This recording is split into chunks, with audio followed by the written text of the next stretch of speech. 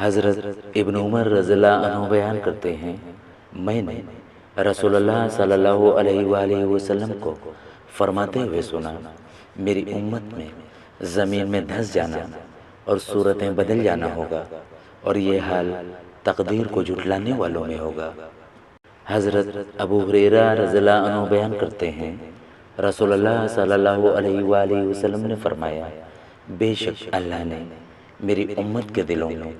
پیدا ہونے والے وسوسوں سے درگزر فرمایا ہے، جب تک وہ ان کے مطابق عمل نہ کر لے یا بات نہ کر لے۔ حضرت ابن مسعود رضی اللہ عنہ بیان کرتے ہیں، رسول اللہ صلی اللہ علیہ وآلہ وسلم نے فرمایا، اللہ نے مجھ سے پہلے جس نبی کو مبعوث فرمایا تو اس نبی کے اس کی امت میں کچھ معاون اور کچھ عام ساتھی ہوتے ہیں، وہ اس کی سنت کو قبول کرتے ہیں اور اس کے حکم کی اتباع کرتے ہیں، پھر ان کے بعد برے جانشین آ جائیں گے، وہ ایسی باتیں کریں گے جس پر ان کا عمل نہیں ہوگا، اور ایسے کام کریں گے جن کا انہیں حکم نہیں دیا گیا ہوگا، پس جو شخص اپنے ہاتھ کے ساتھ ان سے جہاد کرے گا وہ مومن ہے، جو اپنی زبان کے ساتھ ان سے جہاد کرے گا وہ مومن ہے، اور جو دل سے ان سے جہاد کرے گا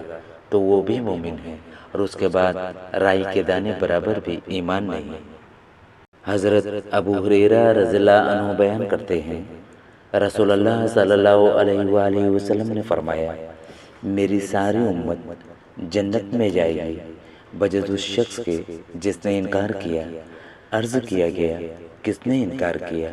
آپ صلی اللہ علیہ وآلہ وسلم نے فرمایا، جس شخص نے میری اطاعت کی